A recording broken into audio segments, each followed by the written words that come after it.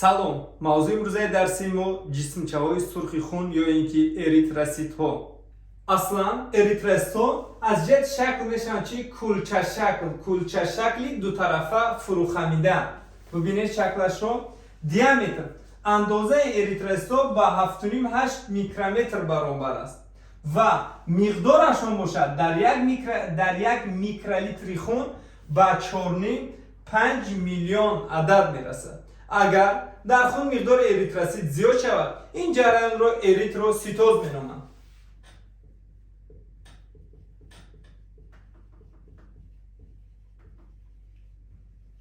ситоз маънои чи зиёдшавиро мефаҳмонад. агар дар хун миқдори эритросит кам шавад, ин ҷараёнро эритропения меноманд.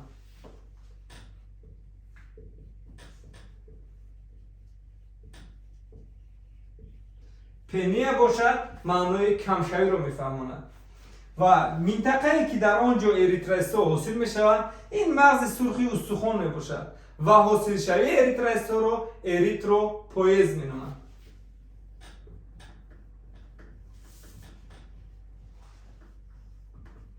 яъне маънои поез ин чӣ мешавад? ҳосилшавӣ.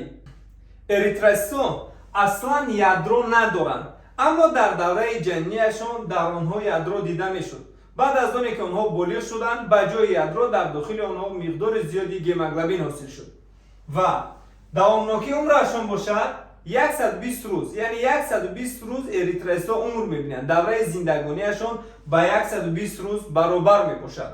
вазифаи иҷро мекардагиашон бошад ин кашонидани газҳо мебошад. аз шуш оксигенро ба бофта мебарад ва аз бофта бошад диоксиди карбонро ба шуш мебарад. яъне вазифаи нақлиёти газҳо ва маконе ки дар он ҷо эритроситҳо нобуд мешаванд, яъне қабристони онҳо ин испурҷ ва ҷигар мебошад. ҳоло мо як қатраи хунро гирифтем ва ин хунро аз назар гузаронем ва дар инҷаи дидан муайян шуд ки ранги хун сурх мебошад.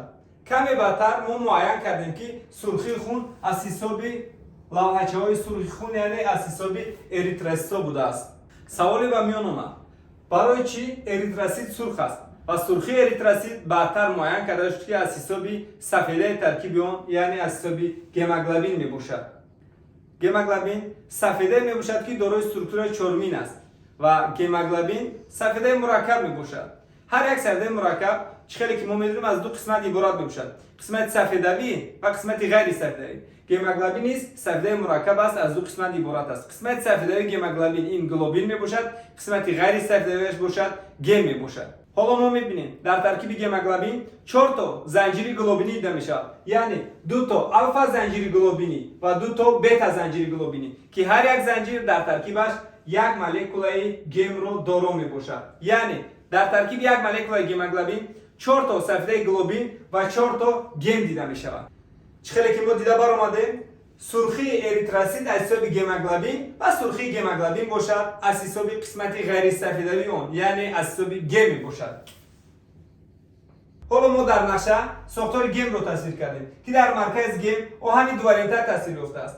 сурхии гемоглобин аз ҳисоби гем, сурхии гем бошад аз ҳисоби оҳан мебошад ки дар ҷараёни оксидшавӣ чунин рангро медиҳад.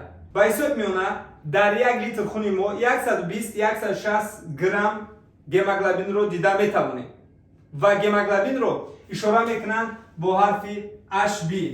вақте ки гемоглобин дар шуш бо оксиген пайваст мешавад, пайвастагии ҳосилшударо оксогемоглобин меноманд. вақте ки дар бофта гемоглобин бо диоксиди карбон пайваст мешавад, пайвастагии ҳосилшударо карбогемоглобин меноманд. ва дар баъзе ҳолатҳо мешавад ки ҳангоми заҳролудшавӣ бо монооксиди карбон, яъне дуди ангишт, дар натиҷа молекула ҳосил мешавад ки ин молекуларо карбоксигемоглобин меноманд. карбоксигемоглобин ин бениҳоят пайвастагии хатарнок мебошад, зеро ки монооксиди карбон вақте ки бо гемоглобин пайваст мешавад, ҳангоми ба шуш рафтан бояд монооксиди карбон аз гемоглобин ҷудо шавад ва ба ҷои монооксиди карбон гемоглобин молекулаи оксигенро қабул кунад. аммо чунин ҳодиса рӯй намедиҳад, зеро ки монооксиди карбон нисбат ба диоксиди карбон қобилияти пайвастшавиаш бо гемоглобин 200 маротиба зиёдтар мебошад. аз ин рӯ он молекулаи гемоглобине ки бо моноксиди карбон пайваст шуданд دیگر آنها فعالیت کردن نمیتوانند، یعنی از شش اکسیژن و از بافت دی اکسید کربن رو گرفتن نمیتوانند و این باعث نورسایی اکسیژن در بافت و عضوها و زیاد شدن دی اکسید کربن در خون میگردد که این همه به نهایت خطر جدی دارد. هنگامی کمشوی اریتروسیت و گیموگلوبین بیماری انیمیا سر میزنند که در نتیجه حجره و بافت‌های ارگانیسم نورسایی اکسیژن رو حس میکنند، یعنی بیماری نام داشت انیمیا. دوام موضوع درسی این فشار اسموتیکی می باشد. فشار اسموتیکی چیست؟ این قوه‌ای می باشد که گزارش حل کننده چی است؟ حل کننده آب. فشار اسموتیکی این قوه‌ای می باشد که گزارش حل کننده رو از ممبران نیم گذراننده از جای زیچیش کم با جای زیچیش زیاد. ببینید که در عمل چه خیلی میشه. ما محلول تشکیل کردیم. در این محلول ماده حل شونده دیده میشود، نه برنگ سرخ اشاره کردیم ماده حل شونده و آب باشد ماده حل کننده. در محلول یکم ببینید کنسنتراسیون ماده حل شونده کمتر است نسبت به کنسنتراسیون دوم محلول. یعنی در کنسنتراسیون محلول یکم، در محلول یک اگر گیریم رو محلول یک اینش محلول دو، در محلول یک کنسنتراسیون ماده حل شونده کمتر است نسبت به تو، یعنی کنسنتراسیون دوم محلول چی است؟ زیادتر است. از این رو موافق قاعده فشار اسموتیکی همین ماده حل شونده یعنی آب از جای زیچیش پس با جای زیچیش بلند چی میکند؟ حرکت میکند که این رو چی مینامند؟ قوه اسموتیکی یعنی که فشار اسموتیکی، یعنی قوه‌ای که گزارشی آب رو از ممبران نیم گذراننده از جای زیچیش پس به جای زیچیش بلند چی میکند؟ تامین میکند. این رو فشار اسموتیکی مینامند. هر یک محلول با خودش کنسنتراسیون معین و فشار معین دارد. حالا ما میبینیم در داخل اریتروسیت نیست محلول جایگیر است و محلولی که در داخل آن قرار دارد کنسنتراسیون آن با 0.9% برابر میباشد. در اینجا سوال میشود 0.9% چی معنی دارد؟ 0.9% این معنای آن رو دارد که در داخل محلولی که در داخل اریتروسیت قرار دارد 0.9% آن ماده حل شونده و باقی مانده 99.1% آن ماده حل کننده یعنی آب میباشد.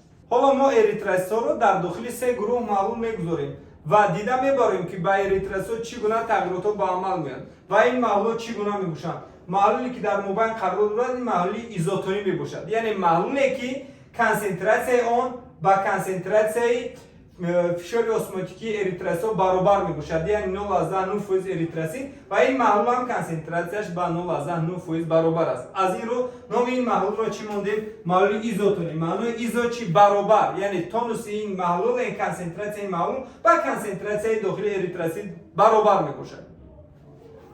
دیگر محلول گیپرتونی، محلولی که کنسنتراسیون ایون ها در این از 0.9% زیادتر میباشد، ممکن 1%، ممکن 2%، خلاصه از 0.9% اگر زیاد شد، اگر از اریتروسیت زیاد شد این محلول رو محلول گیپرتونی میگن. محلول سوم باشد این محلول گیپوتونی میباشد، یعنی کنسنتراسیون این محلول از کنسنتراسیون داخل اریتروسیت هم پستر میباشد. در مورد یکم وقتی که ما اریتروسیت رو با داخلی محلول ایزوتونی میگذاریم، در این مورد آب از داخلی محلول با داخل اریتروسیت وارد میشد و از آنجا دوباره باز با محلول برمیگردد. خلاصه آب در گردش است، در یگان جا جمع نمیشد و با اریتروسیت یگان تغییرات جدی روی نمیدهد. اریتروسیت در حالت معیاری میماند.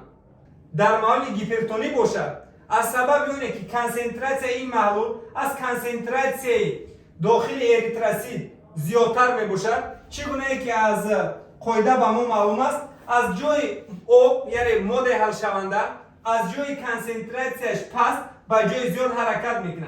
از سبب اینه که کنسنتراسیون اریتروسیت 0.9% بود و محلول باشد از 0.9 بالاتر، یعنی ممکن 2% باشد، از جای زیچیش پس با جای زیچیش بلند آب حرکت میکنه، نه آبی داخل اریتروسیت با داخل محلول میگذره. در نتیجه داخل اریتروسیت پلازما آن بیرون میشود و با عاقبت پلازما بیرون میشود که این جریان رو پلازمولیز مینامند. وقتی که ما اریتروسیت رو در محل هیپوتونی میگذاریم یعنی محلی که کنسنتراسیون اون از کنسنتراسیون داخل اریتروسیت پستر میباشد. اگر داخل اریتروسیت 0.9% باشد این محلول باشد فرض کردیم 0.5% است. یعنی کنسنتراسیش نسبت به داخل اریتروسیت پستر میباشد. از این رو برای برابر شدن آب داخل محلول به داخل اریتروسیت چی میشود؟ وارد میشود. وقتی که آب وارد اریتروسیت شد آهسته اریتروسیت چی میکنند؟ ورم میکنند و در نتیجه او میکفد و داخلات اون گموگلوبین و دیگر ساختار اون ویران میشود که این جریان رو گمولیز مینامند. یکی از وظایف دیگر اریتروسیت این معاین کردن گروه خون میباشد. زیرا که در ترکیب اریتروسیت اصلا در جلد اریتروسیت سفیده های اگلوتینوژن دیده میشود. سه گروه سفیده های اگلوتینوژن رو از هم دیگر فرق میکنند. اگلوتینوژن A، اگلوتینوژن B و اگلوتینوژن D. اگلوتینوژن A و B معاین کننده گروه خون میباشند. اگلوتینوژن D باشد معاین کننده رزوس اومیل یعنی مثبت و منفی بودن گروه خون رو معاین میکنند. و اینچنین در ترکیب پلازما اگلوتین آلفا، بتا و دلتا رو فرق میکنند که آنها نیز سفیده ها میباشند اما سفیده هایی که در ترکیب پلازما ها میخورند. در آدمان کره زمین 4 گروه خون رو از هم دیگر فرق میکنند. مثلا گروه خون 1 وقتی که ترکیب اریتروسیت های گروه خون 1 را ما از نظر بگذاریم در ترکیب اریتروسیت های گروه خون 1 سفیده اگلوتینوژن A دیده نمیشود اینچنین B هم دیده نمیشود. خلاصه اگلوتینوژن A و B در ترکیب اریتروسیت های گروه خون 1 دیده نمیشود. از این رو به جای آنها 0 مونده یعنی A ندارد 0 B ندارد 0 و در ترکیب پلازماش باشد اگلوتینین آلفا و بتا دارد. از این برمیاد که در ترکیب گروه خون 1 یعنی گروه خون 1 چی گونه گروه است؟ این گروه می باشد که در ترکیب اریتروسیت‌هاش اگلوتینوژن A و B ندارد. در ترکیب پلازماش باشد اگلوتینین آلفا و بتا دارد. گروه خون 2 این گروه می باشد که در ترکیب اریتروسیت هایش اگلوتینوژن A دارد و B ندارد و این چنین در ترکیب پلازماش باشد اگلوتینین بتا دارد. گروه خون 2 چی گونه گروه است؟ این گروه می باشد که در ترکیب اریتروسیت هایش اگلوتینوژن A و در ترکیب پلازماش باشد اگلوتینین بتا دارد. گروه خون 3 این گروه می باشد که در ترکیب اریتروسیت هایش اگلوتینوژن A دیده نمی شود اما اگلوتینوژن B دیده می شود و اینچنین در ترکیب پلازماشون باشد اگلوتینین آلفا و میخورد. یعنی از این برمیاد که گروه خون 3 این چگونه گروه است؟ این گروه می باشد که در ترکیب اریتروسیت اگلوتینوژن B و در ترکیب پلازما باشد اگلوتینین آلفا دیده می شود و فرمولی که ما میبینیم BB از آن اگلوتینوژن B وابسته است و B0 نشانه اون است که یعنی هتروزیگوت میگن B اگلوتینوژن B دارد نول باشد یعنی 0 این نداشتن اگلوتینوژن A رو میفهماند.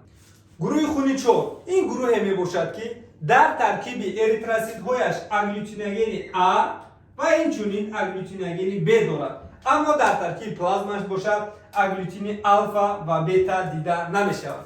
از این برمیاد که گروه خون 4 این گروه می باشد که در ترکیب اریتروسیت اگلوتینوژن A و B دارد در ترکیب پلازماش باشد اگلوتینین ندارد. حالا ما داریم برای نقشه خونگذرانی رو و در نقشه خونگذرانی کلمه دونور و ریسیپین رو میخورد. دونور چیست؟ دونور گفتن این شخص رو مینامند که خون رو میدهد. ریسیپین باشد این شخص می باشد که خون رو قبول میکند. یعنی شخص خون دهنده رو دونور، شخص خون قبول کننده رو ریسیپین مینامند. در وقت خونگذرانی اصلا هر یک گروه خود رو قبول میکنه. مثلا گروه 1 پیش از همه گروه 1 رو قبول میکنند. گروه 2 باشد پیش از همه گروه 2 رو قبول میکنند. گروه 3 رو، گروه 4 رو قبول میکنند. اما در بعضی حالات ها میشود که اگر گروه خودش یافته نشود در این مورد ما چگونه خونگذرانی رو برام میمونیم. یعنی ما میتوانیم که در مورد خون نبودن ما میتوانیم گروه 1 رو برای همه اینها توصیه دهیم. یعنی گروه 1 میتواند با گروه 2 با گروه 3 و گروه 4 خون دهد هم با 1 هم با 2 هم با 3 هم با 4. از این رو گروه 1 رو همچون دونوری اونیورسالی نام میبرند. گروه 2 این گروه می باشد که خون را از گروه 2 و از گروه 1 قبول میکنند. گروه 3 باشد خون را از 3 و اینچنین از 1 قبول میکنند. گروه 4 باشد این گروهی می باشد که از 4 از 1 از 2 از 3 یعنی از همه گروه می تواند خون را قبول کند. ما می توانیم گروه 4 را همچون ریسیپینت یونیورسال یعنی ریسیپینتی که قابلیت دارد از همه گروه خون را قبول کند. تشکر با دقتتان.